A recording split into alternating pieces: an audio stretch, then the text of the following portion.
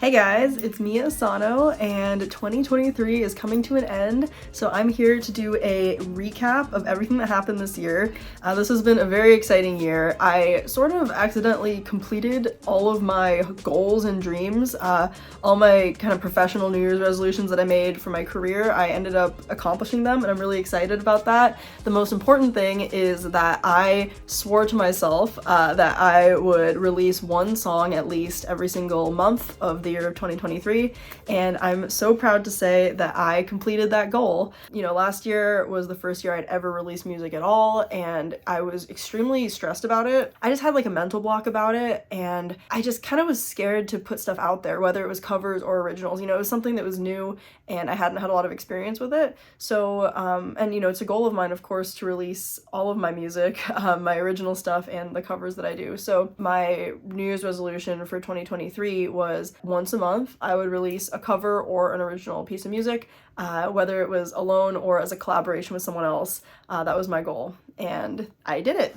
My other big goal for 2023 was to play more live shows.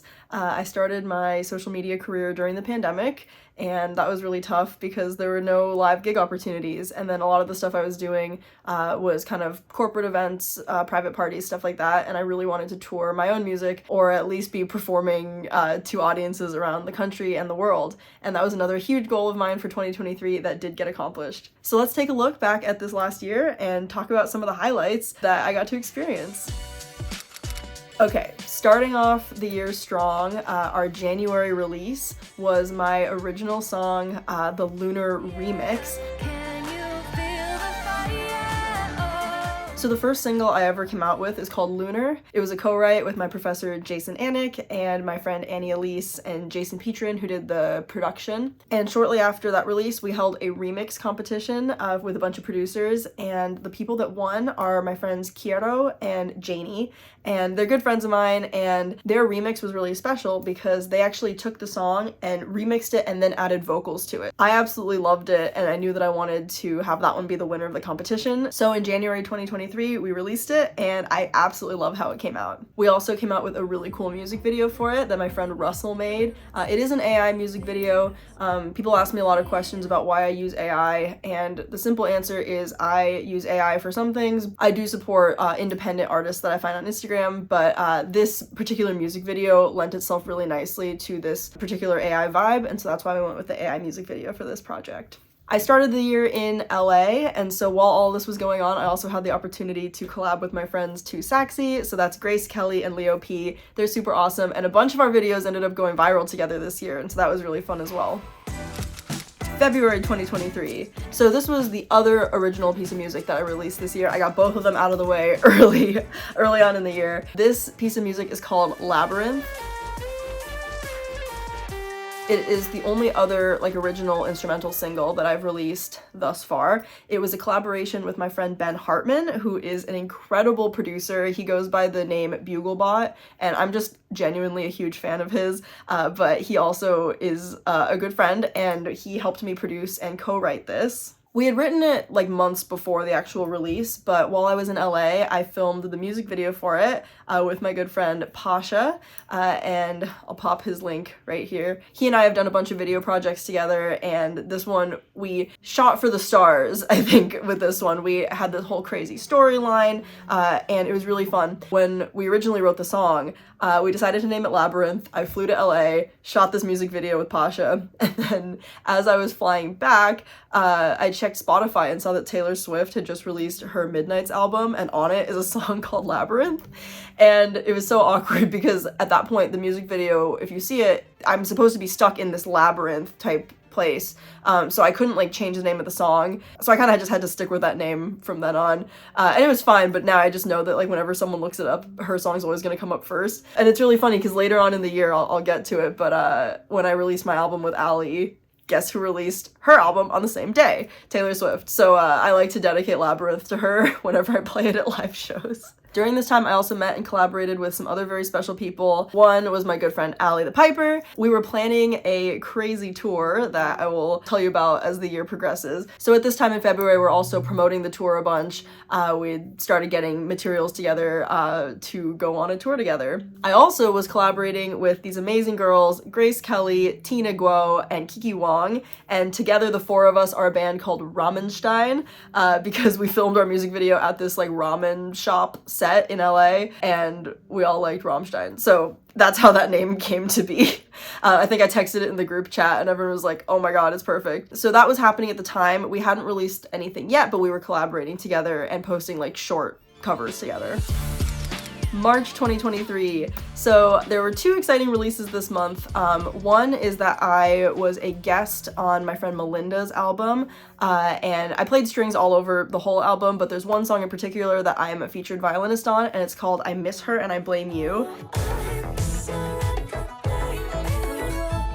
And that came out in March, and it was so much fun to play on and be a part of that project. And then on St. Patrick's Day, which is March 17th, Allie and I released the first single from our album. It's also just the first thing we ever collaborated on together. It's also the first thing we released as a duo, Mia x Allie.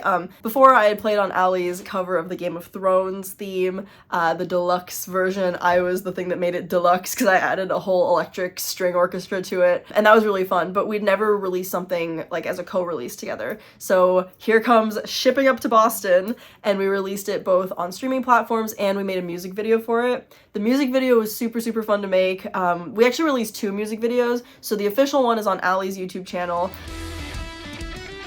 We filmed it in Boston because I was living there at the time, and it's supposed to be kind of like a love letter to that city because Allie spent a lot of time there, and I lived there for 5 years, went to school there, and so it was this amazing opportunity for us to go around Boston to all of our favorite landmarks and film there, and it was really fun. We almost got kicked off the MFA, and then they realized what we were filming it for, and they let us stay and finish, and it was really sweet of them. Our videographer is the lovely Speeve. I'll pop his links here and in the description as well. He's really amazing and has helped us out a lot with all of our music videos, so you'll be hearing more about him later as well. So also during this time, you know, of course, we're promoting our tour, and I went to upstate New York where Allie lives, and I filmed a bunch of promo content with her while I was there, and that was a really exciting time as well. So I had a ton of fun traveling to New York to visit her during the promotion period for this release. April 2023. So this month was a very special month. This is the month I ended up releasing what became, I think, like my third most popular song of the whole year, and it was something that was completely unintentional to be released. Allie kind of was encouraging me to put out more music, and a long time ago I posted this mashup of the Fairy Tale anime theme and Fairy Tale by Alexander Rybak, who is an amazing musician, and I got to collaborate with him this year as well. That was really fun. I posted this mashup, Fairy Tale, and people really loved it, and it went viral on TikTok, and then I recorded a full version and put it on YouTube, and then just never did anything with it from there. And Allie was like, why don't you put this on streaming platforms? And I was like, oh yeah. So I ended up getting it remixed, and I released it in April, early April, and it just hit 100,000 streams, and I'm really grateful. I think that's one of my, it's like my third or fourth song ever to reach 100,000 streams, so I'm really grateful for that, and to everyone who's been listening to it. It's also really special because I recorded it almost entirely on acoustic violins, minus the bass parts, which I did on electric, so it just means a lot that people are supporting that side of my music as well, not just the heavy rock and metal stuff. People also like the pretty vibey acoustic stuff as well.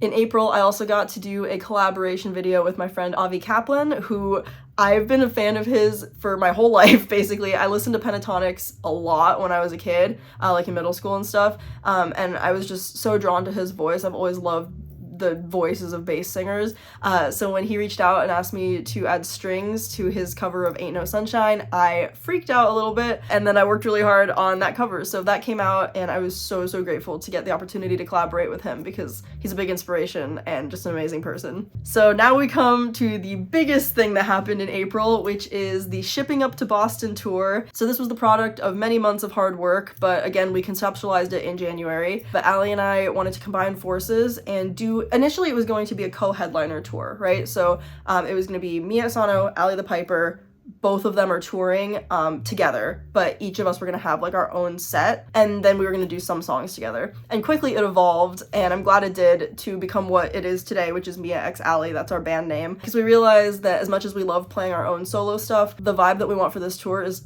to be a duo, because we love playing together, and there's this magic when we play together. So we hopped on the road, squeezed into a Sprinter van along with our tour manager at the time, Phoebe Cadis, who's also a lovely artist. Please go check out her music. And then my very good friends from college, Dom and Dove. So their full names are Dominic Rosario Marafa III and Dove Beck Levine. I met them while I was at Berkeley, and they were part of the Mia Asano band.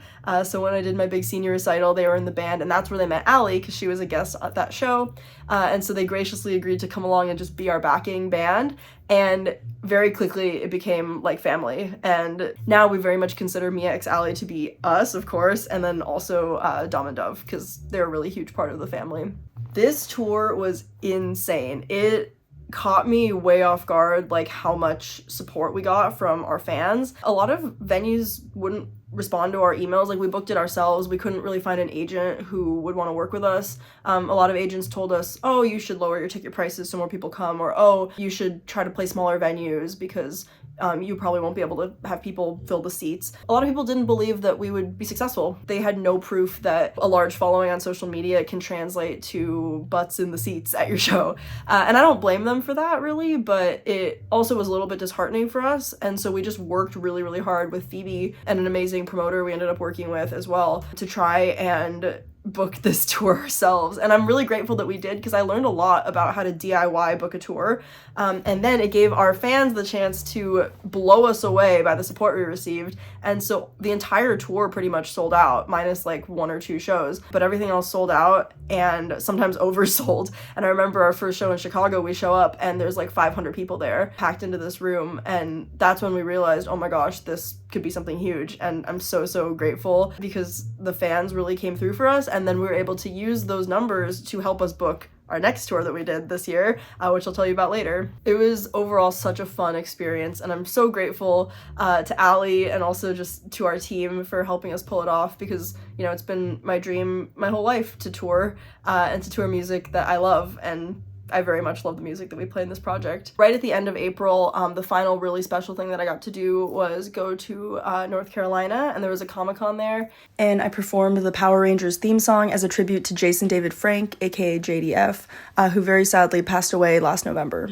A lot of the actors from the Power Rangers series were there, as well as Jason's daughter Jenna, and it was a really moving experience to get to perform that as a tribute to him, and to perform that for Jenna. We also partnered with the American Foundation for Suicide Prevention, and that's an organization I've partnered with a lot throughout the rest of the year. I donated a lot of the streaming revenue to that foundation, and I've been able to work with them and make donations, and it's mental health support is something that we talk about a lot. I talk about it a lot on my personal social media, and then on my tour with Ali as well. It's something we talk about a lot. So I'll put resources in the description as well to those organizations that we're working with. May 2023. May the 4th is a very special day for Star Wars fans, because it's a play on the words "May the 4th be with you." And so on Star Wars Day, my friend Cullen Vance and I decided to release a full cover of this song that I had go viral like months before. The song is a mashup of the Halo theme song and Duel the Fates from Star Wars. And my friend Cullen had added like a ton of amazing like vocals and extra instruments to it in a duet that he did. And so I knew that it was a really special thing.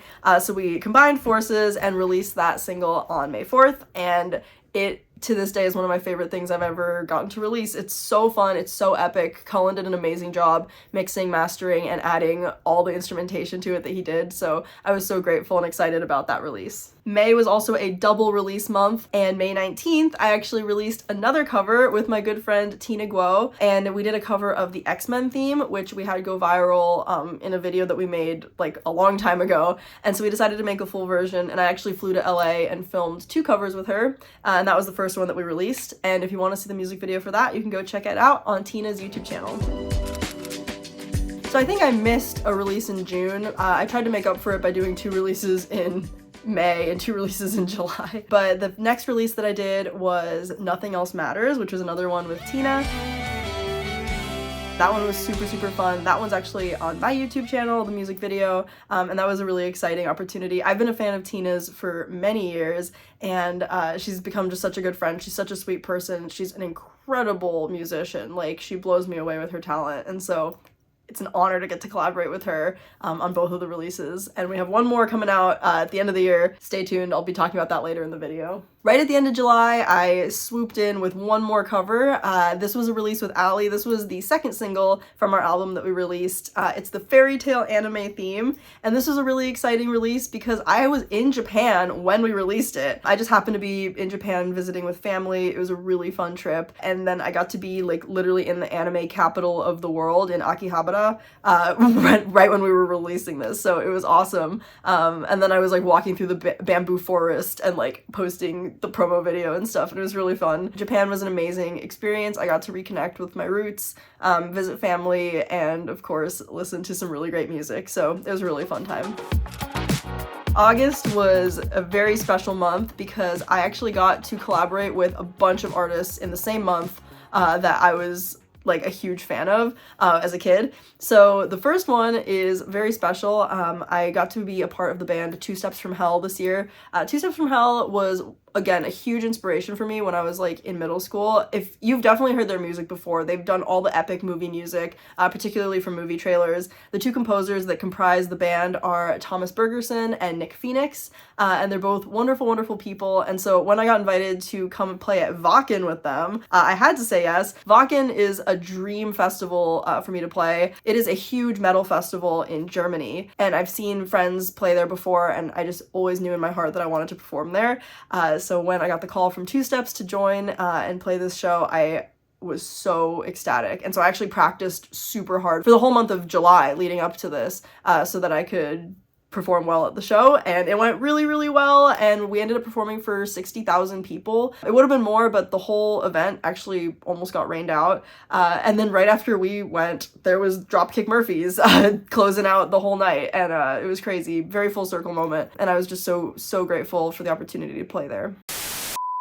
Hey, I'm back. I took a small break from filming, dyed my hair. It's a couple weeks later, and now I'm here to recap the rest of the year. So we left off right after Wacken in August, which again was such an exciting honor to be able to share the stage with Two Steps From Hell. Immediately after Wacken, I flew back to the United States. I was still living in Boston at this time, and this is when I released the cover of Devil Went Down to Georgia with Ali. It was now the third single we had released from our album, and this one was so much fun because we actually recorded it in Boston with a live band. Shout out to Dom, Dove, and Mike who joined us, as well as Speed and John and Josh, who did all of the engineering for the session. Also, big thank you to Jack Costo, who mixed it for us. Pretty soon after Devil Went Down to Georgia was released, the countdown to the Me X Ali album, I actually flew to Los Angeles for a couple days really quickly so that I could record a couple of covers with my good friend Taylor Davis. This was our first time collaborating together, but Taylor has been a huge inspiration of mine since I was really young. I really love her. I love her videos. She's an amazing violinist and just the best person in the whole world. She's so nice. So I was honored to get to perform with her. So I recorded those videos with Taylor. It was two covers. One is a mashup of the Wellerman Sea Shanty and Pirates of the Caribbean, and the other is Kingdom Dance from Tangled, and both of those ended up getting released later this year, so I'll talk about those soon. And so after Los Angeles, I flew straight from there to Wyoming, Casper, Wyoming, and you might be wondering why. The answer is because I got invited to perform with Lindsay Sterling at her Casper, Wyoming show. This was super full circle for me because when I was in high school, I actually got to perform with her. I was in like a background orchestra on her Warmer in the Winter tour in Denver, and now I got invited back to be a featured performer with her on one of the songs called The Upside, and it was so much fun. Initially I had entered her social media contest for this, and I was so excited that she chose me to perform at the Wyoming show. It was also very full circle because she was a huge inspiration for me as a kid as well, and I love her videos, and she was so nice, so it was a huge honor to get to share the stage with her again. When I was first discovering electric strings, there were 4 artists that really inspired me, and it was Lindsay Sterling, Taylor Davis, Tina Guo, and Two Steps From Hell. There are some others too, like Caitlin DeVille and Vanessa May, but those 4 I got to collaborate with in the month of August this year, and that was so mind-blowing for me and just a huge honor because I wouldn't be here as a violinist without these people. I wouldn't be pursuing music without these artists. To now get to share the stage with a lot of them and to play music with them is beyond an honor. It just is so meaningful to me. So August was a great month.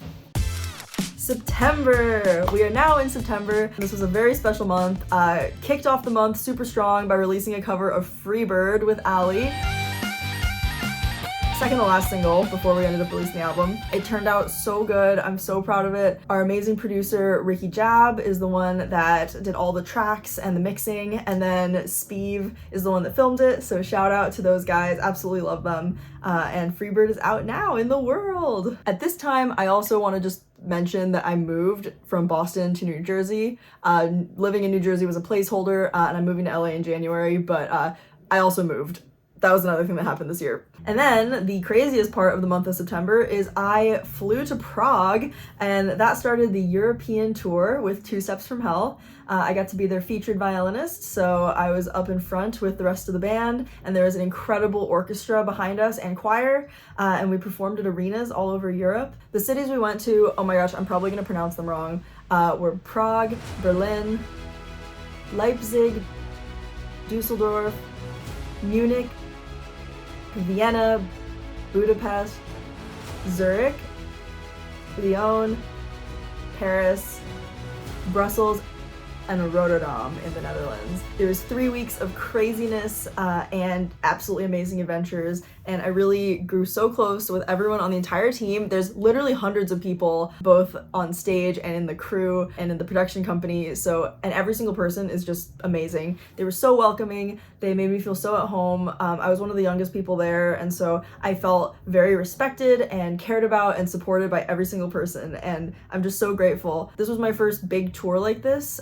I'd never done something like this in my entire life, but I've always dreamed of it. Two Steps from Hell was actually my favorite band of all time when I was like 13 years old. So to get to share the stage with them, especially with Thomas and Nick, who are the two composers, Thomas Bergerson and Nick Phoenix, they are so amazing. They're such great people, and their music is just out of this world. I've never experienced music on this level before. It's so epic. It hits you so hard. It's just like you're being slammed with this incredible sound. Please go check out their music.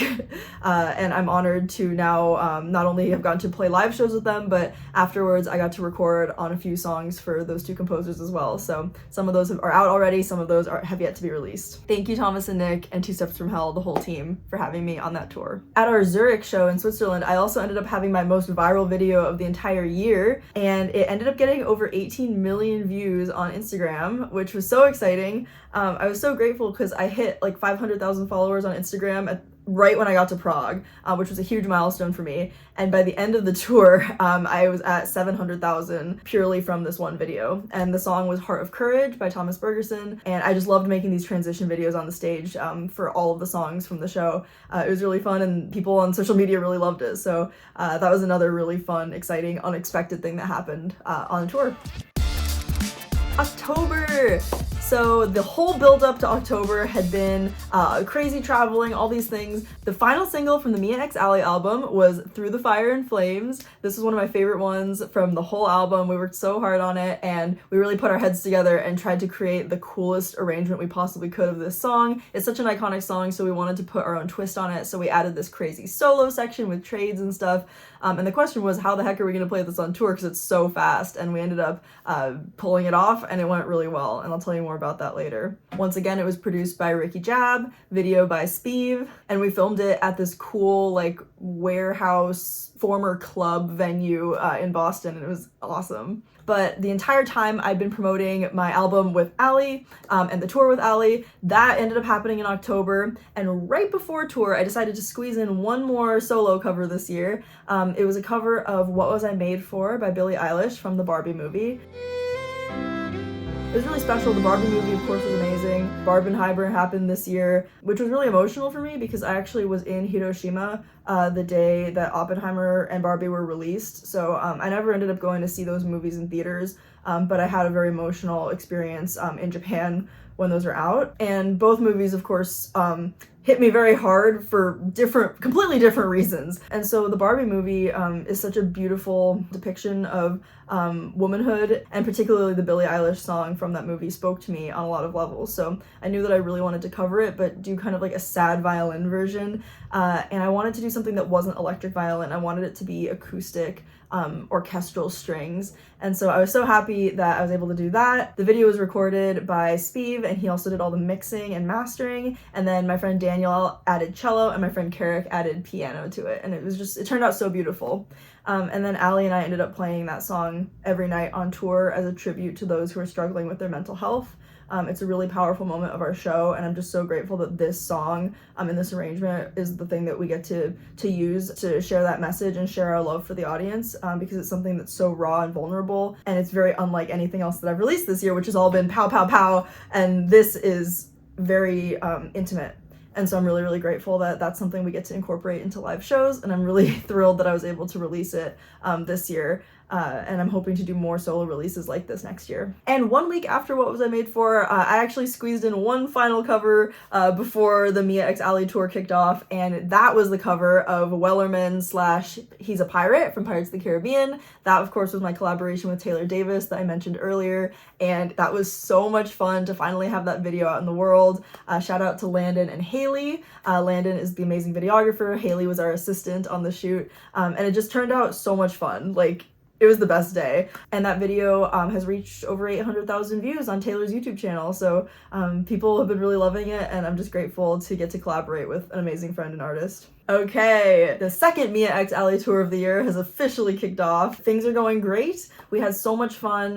The tour started in Albany, New York, and it went all over the southern US, and then kind of looped back up to the east. And while we were on the tour, we also released our debut album. It's called Mia X Ally: The Viral Hits. Within 1 minute, it already had 500,000 streams, which was insane. That's from all the singles that people have been listening to all year, so thank you to those of you who had been listening. And because so many people were listening and downloading it, we ended up charting number 6 on the Billboard classical crossover charts, which was not only a dream come true, but it also was just very unexpected. Like, I don't really know how the charting situation works, and so we actually reached out to Billboard and we were like, hey, thanks, but like, why did this happen? And they said it was because of digital downloads. And so if you're one of the people that downloaded our album, thank you. You're part of the reason we got to chart, and again, it's just such an honor and dream come true for us, so really, really thrilled about that. There were many adventures on tour. I wore my Mothman onesie a lot. We went to lots of cool places. We dressed up as the Scooby-Doo gang for Halloween. Someone got a tattoo of our logo. People got engaged at our shows. Someone lit his wallet on fire, like, in front of us on stage. We had friends and family come to the shows. We met lots of other social media musicians who came to our shows. We bought fuzzy bear slippers that we wore all over the place. We bought more Squishmallows, and it was just a fantastic month. I also, though, at this point of the year was struggling a little bit because I've been doing so much traveling, and I was just tired. Like, I was depleted, and the tour was about a month long, so by the end of it, I was just so exhausted and ready for a big nap. So the tour overlapped October and November, so now we're in November. One other thing I forgot to mention is my birthday was on tour and I turned 24, and the whole audience sang happy birthday to me, and the whole band was so nice and gave me presents and did amazing things, so that was a really good day. So now we're in November. My release for the month of November was Kingdom Dance from Tangled, which I released with Taylor Davis as well as a collab, and that music video is on my YouTube channel.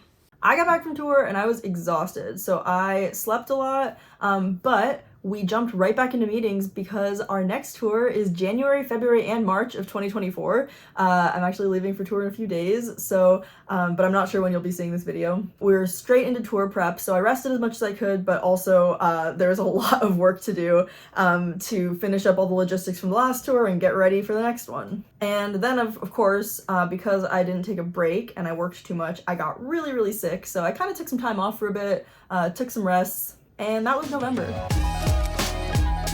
So finally, we've reached December, and my final release of the year was the Ramenstein collab.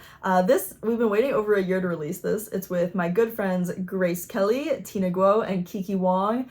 You might know them from social media, or if you're a fan of music, Grace is an amazing jazz sax player, but she also does a ton of contemporary stuff, and I've collaborated with her and her group To Saxy, which she does with Leo P. Amazing. Tina Guo, you've seen her in this video earlier this year, but she's Hans Zimmer's cellist, and she's just an incredible player and person. And Kiki Wong, who was one of my inspirations from a young age. I followed her my whole time that I've ever been on social media. Absolutely love her. She's an amazing guitarist, and she's just an amazing person. And I was so thrilled to be able to come together with all three of these girls and create a super group. Rammstein is our band name. We'd released a few covers in the past, but this was our first full-length music video.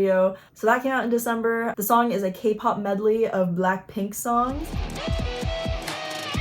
It was produced by our good friend Brandon Lau, aka Brandon Lau Music, and then the video was edited and directed by Pasha Reiger. It turned out so great, and we made signed posters as well, and I'll link it down below. There might still be a few left, but we only made 100. I was so happy that this was the final release of the year, and this completed my goal of releasing music every single month this year. Sometimes I released more than one thing in a month, but that was my only December release, and I'm so happy that that was the way to end 2023. So then I flew home for the holidays and I rested a whole lot, tried to sleep as much as possible, and now I'm back in New Jersey getting ready to move to LA in between my 2 tours in January. So the grind never stops. It is busy as always, but I'm really grateful because I lived my dream this year. You know, I wanted to get better at the violin. I wanted to release music every single month.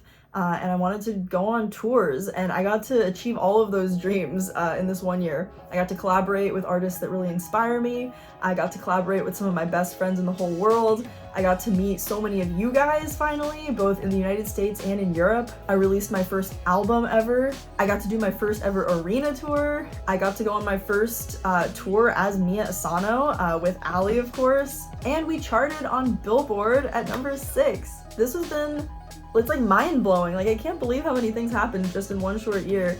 And now I'm gonna be moving to LA and pursuing my dream even further. So if you've stuck around for this whole video, or if you've followed me on social media at all, if you've ever shown support, if you've subscribed to my Patreon, if you've liked a video or commented, please know that I'm so grateful for you, because none of this would happen without you guys. And I'm just so blown away and grateful every single day for getting to do this for a living and a career. I'm just so honored that I get to make music, and I don't take it for granted. Thank you so much for an amazing 2023. Here's to an even crazier 2024. I am going to go nap and take the rest of the year off, which is 2 more days. I'll see you in 2024. Mwah. Love you guys.